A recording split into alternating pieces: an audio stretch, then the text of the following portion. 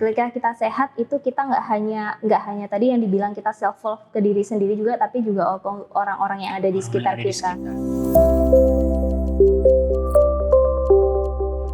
Halo teman sehat, selamat datang di Paratalk. Nah, di Paratalk kali ini kita akan membahas how to be healthy and happy. Karena apapun aktivitasnya yang penting sehat. Nah, kali ini kita akan ngobrol dan cari tahu gimana caranya kita supaya bisa menjadi healthy, wealthy, dan juga happy. Pastinya kita semua pengen sehat ya. Karena kalau kita nggak sehat kan akhirnya kita nggak bisa kerja. Kalau nggak bisa kerja akhirnya nggak ada penghasilan. Nah, tapi semisal kalau kita udah ada penghasilan, kira-kira uangnya dipakai nggak tuh untuk kesehatan tubuhnya. Nah, bingung kan mana dulu? Kita harus healthy dulu atau wealthy dulu? Daripada bingung, yuk kita langsung aja tanyakan bersama dengan Mbak Yuanita, selaku produk spesialis dari Parahita Diagnostic Center. Halo, selamat sore Mbak Yuanita. Selamat sore. Bagaimana kabarnya? Alhamdulillah hari ini sehat. Sehat, terlihat senang sekali seperti hari ini ya. Alhamdulillah karena cuacanya cukup cerah, jadi ya. Cukup cerah, oke. Secerah senyumannya Mbak Yuanita ya ini. Terima kasih. Oke Mbak Yuanita, sesuai dengan topik kita hari ini nih, menurut Mbak Yuanita lebih penting yang mana dulu? Kita sebaiknya healthy dulu baru wealthy atau malah sebaliknya nih? Harus wealthy dulu atau Healthy harus healthy dulu atau wealthy dulu.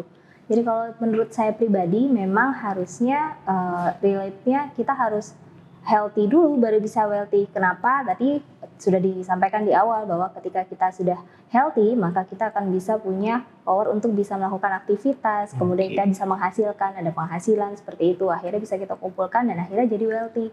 Jadi yang paling penting adalah kita healthy dulu tuh baru bisa wealthy. Jangan sampai dibalik, wealthy-nya dulu, healthy-nya belakangan. Karena nanti apa? Wealthy-nya habis kalau kita nggak healthy, gitu kan? Oke, benar, setuju sekali sih Mbak. Jadi yang penting healthy dulu ya. Betul. Dan sebenarnya seberapa penting sih healthy di usia muda ini? Penting banget karena sebenarnya kesehatan itu kita bilangnya sebagai modal ya. Jadi kita punya kesehatan, kalau tidak dirawat dengan baik maka nanti secara seiring berjalannya waktu dia akan turun nih kualitas kesehatannya kita, dan akhirnya di masa mudanya kita habiskan itu segala kesehatan yang kita punya, nanti di masa tua ketika saatnya kita menikmati, kita nanti akhirnya tinggal nggak bisa menikmati karena kita sudah sakit kayak gitu. Justru wealth yang kita pengen nikmati itu malah justru nggak tercapai nanti pada akhirnya. Oke, karena sebenarnya healthy itu sendiri juga lebih mahal dari wealthy ya Mbak. Betul. Ya untuk nilainya. Nah, kalau cara menjaga kesehatan kita sejak muda ini kira-kira gimana sih Mbak caranya? Sebenarnya banyak hal ya. Orang mengira bahwa kesehatan itu aset yang kita nggak bisa istilahnya kita bisa dapatkan konsisten gitu, kita bisa sehat terus, padahal itu enggak. Jadi kesehatan itu adalah sesuatu yang memang harus dijaga, jadi kita harus maintain itu, kita harus pelihara. Caranya bagaimana? Kita harus punya gaya hidup yang sehat. Yang sekarang kita tahu anak muda zaman sekarang kan ya gaya hidupnya seperti itu ya dok. Jadi mereka suka jajan sembarangan, kemudian lebih kurang istirahat karena lebih demen jalan-jalan sama teman-temannya, kemudian konsumsi ada rokok dan terpapar banyak hal. Nah itu yang akhirnya akan menjadikan kesehatan itu akan tergerus dari waktu-waktu sehingga nanti ketika usia tua dan mereka tinggal sakitnya aja karena tidak dirawat sejak muda, seperti itu. Sudah waktunya habis, kesehatan juga tidak prima begitu ya Mbak ya. Jadi sebenarnya ada hubungan yang erat ya antara healthy dan wealthy ini Mbak. Betul, memang hubungannya erat sekali. Seperti yang tadi sudah disampaikan di awal juga kan, ketika kamu tidak bisa healthy ya wealthy-mu juga tidak akan tercapai nanti. Ya, kita tujuannya kita kerja, tujuannya apa sih? Ngumpulin penghasilan supaya nanti ketika kita sudah di usia lanjut si penghasilan ini bisa kita nikmati, begitu kan ya. Tapi ketika kita lupa, abai untuk memperhatikan kesehatan, pada saat kita waktunya untuk untuk panen, nanti penghasilan kita tinggal menikmati aja, kita nggak bisa nikmati itu karena uangnya habis untuk biaya pengobatan. Oke, setuju sekali. Jadi jangan lupa untuk terus menjadi sehat ya teman sehat. Nah, di sini juga ada suatu fenomena yang menarik nih, Mbak. Anak muda zaman sekarang itu lebih melek dengan pengelolaan uang. Mereka itu udah ngerti yang namanya investasi. Jadi waktu mereka udah ada gaji pendapatan, mereka jadikan saham, terus kripto, reksadana, properti, ya benar, emas juga ya dan lain sebagainya. Apalagi sekarang tuh udah era online, jadi makin gampang ya untuk melakukan investasi. Tapi sebenarnya ada investasi lain nggak sih Mbak untuk anak-anak muda ini, atau hanya melulu itu materi saja? Jadi sebenarnya kalau kita kembali ke konsep investasi sendiri, sebetulnya investasi itu yang diharapkan dari investasi adalah ketika kita mengeluarkan modal di awal gitu ya, kita dalam jangka waktu tertentu akan bisa mendapatkan keuntungan pada akhirnya gitu kan. Jadi kalau selama ini teman-teman melihat keuntungan itu hanya dari segi material, makanya yang hanya difokuskan adalah investasi untuk keuangan, yang nggak ada salahnya sih. Maksudnya kan nabung ya, tujuannya tadi untuk wealthy ke belakangnya gitu ketika mereka nanti sudah usianya sudah dewasa. Tapi yang suka lupa adalah yaitu tadi investasi untuk kesehatannya, malah Investasi kesehatan. suka lupa di awal. Jadi mereka menginvestasikan uangnya mereka untuk bisa masuk ke reksadana, untuk membeli properti, kemudian kripto, bahkan NFT atau apapun itu ya yang sekarang lagi hits. Mereka pengennya nanti ke belakang mereka bisa mendapatkan keuntungan yang sebanyak-banyaknya. Padahal investasi kesehatan pun sebenarnya sama kayak gitu. Berapa banyak sih sebenarnya kalau misalnya kita lihat, kita mampu untuk membeli saham dengan harga sekian gitu ya, satu lotnya berapa gitu. Padahal kalau kita sisihkan sebagian kecil untuk melakukan investasi kesehatan atau melakukan maintenance untuk kesehatan kita, itu nanti efeknya akan jauh lebih besar ketika di belakang. Jadi itu bisa selaras, investasi pas kesehatannya dia masih terjaga, dia akan mendapatkan keuntungan dari investasi keuangannya dia. Jadi lebih maksimal lagi gitu manfaatnya di masa tua. Iya. Jadi kalau investasi kesehatan ini sebenarnya bentuknya ada apa aja sih Mbak? Banyak hal sih kalau kita bicara dengan investasi kesehatan. Jadi nggak melulu kita harus keluarin modal, ada banyak yang bisa kita lakukan yang nggak bermodal. Contohnya misalnya tadi mengatur gaya hidup gitu ya. Kalau yang biasanya kita makannya suka sembarangan, suka jajan, satu ngabis-ngabisin duit, sehat belum tentu gitu. Kita makan jajan fast food, udah berapa kalorinya gitu ya. Terus kemudian kita padahal kalau misalnya uang yang sama, katakan fast food, satu porsi 50.000. Coba beliin buah-buahan tuh bisa dapat berapa kilo coba? Lebih banyak dan lebih sehat. Dan lebih sehat, tentunya seperti itu. Terus kemudian itu yang paling gampang. Terus yang kedua untuk itu tadi yang untuk makan ya. Terus kemudian untuk olahraga itu juga kan nggak perlu loh kita kita harus membership ke gym untuk bisa olahraga. Kita bisa olahraga setiap hari di rumah, cuman butuh waktu sekitar 30 menit gitu kan ya. Tapi selama itu dilakukan secara rutin, bisa lari, bisa jalan, maksudnya nggak perlu effort yang gimana-gimana. Itu juga salah satu bentuk investasi kita terhadap kesehatan. Dan yang terakhir yang nggak kalah penting itu adalah kita melakukan pemeriksaan kesehatan. Pemeriksaan kesehatan.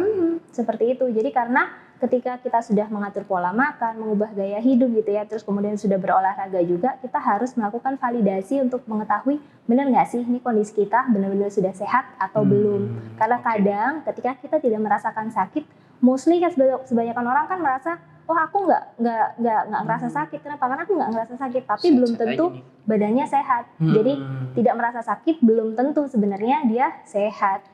Itulah kenapa harus dilakukan screening ya, pemeriksaan kesehatan secara rutin ya. Dipastikan dulu bener nggak sih sehatnya ini gitu. Jadi kalau misal ditanya untuk investasi kesehatan nih, seberapa penting sih Mbak?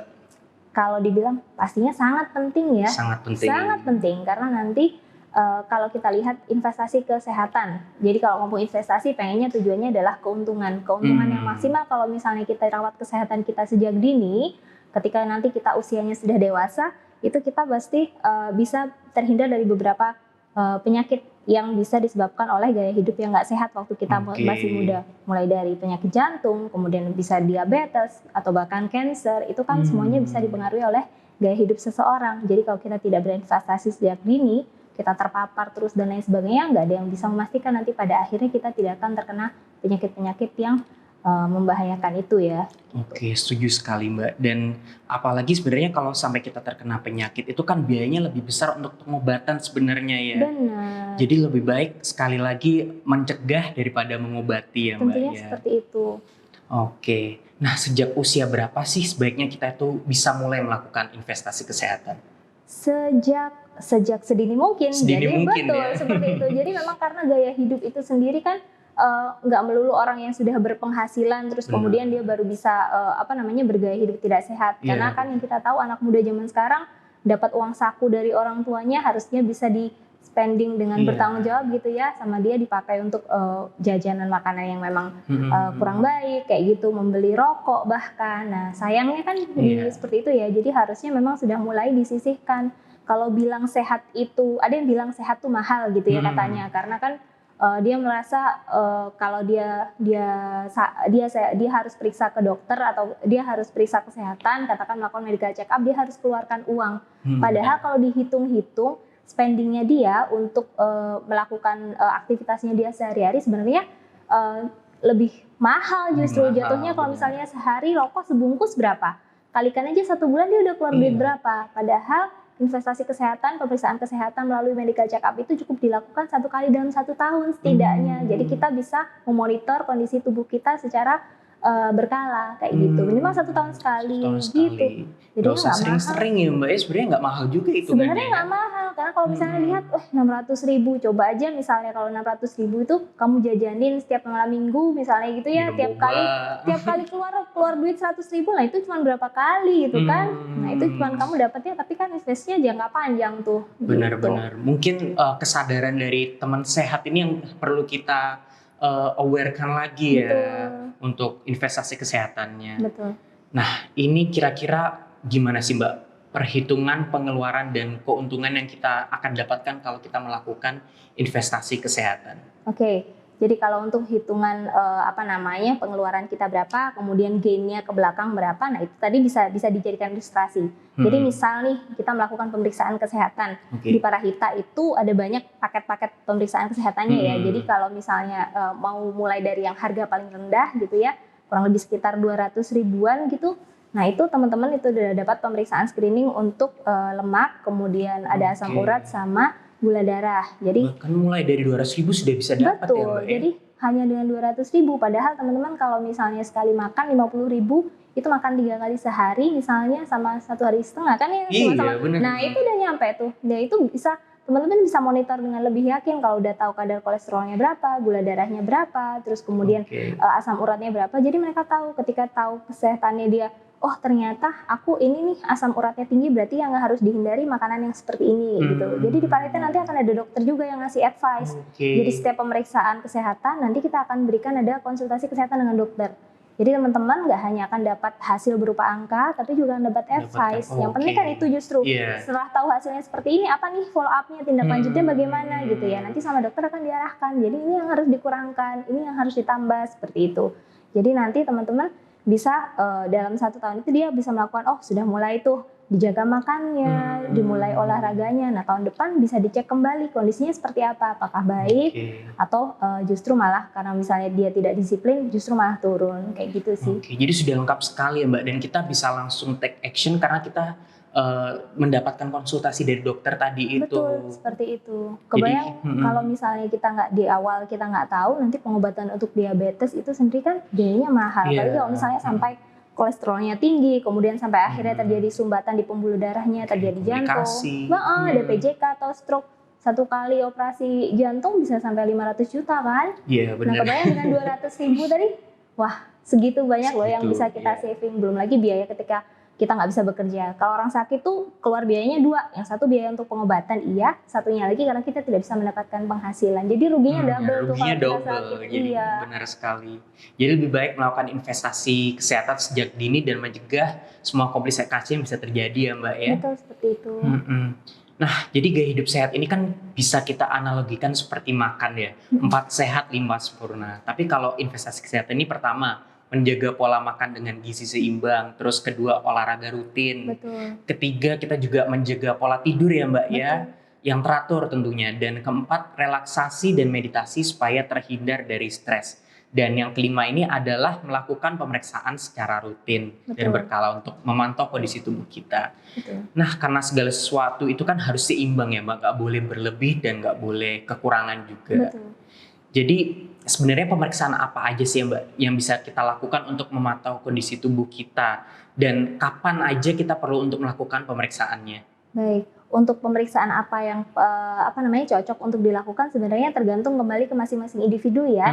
Jadi kondisi kesehatan yang berbeda itu akan kita punya beberapa paket nih di Parahita gitu, yang teman-teman nanti bisa memilih dengan lebih mudah sesuai dengan disesuaikan sama kondisinya. Jadi kita ada paket buat rekan-rekan yang doyan jajan, kemudian yang suka hobinya jalan-jalan, terus ada lagi yang nanti dia memang dia punya kebiasaan merokok kayak gitu, Oke. yang memang mereka punya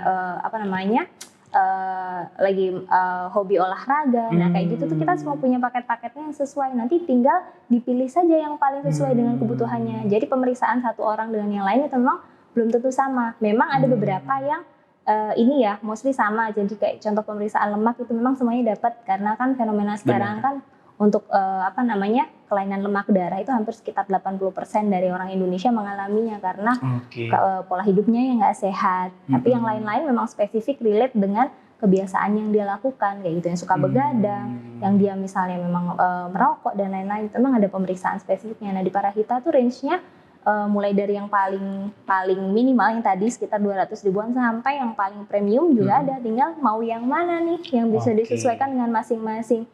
Terus kapan waktunya bisa dilakukan? Ya kalau bisa memang minimal setahun sekali tadi dilakukan, itu ya. betul seperti itu. Jadi ini cukup nyaman dan enak sekali karena banyak sekali pilihannya dan cukup personalized gitu ya Mbak ya.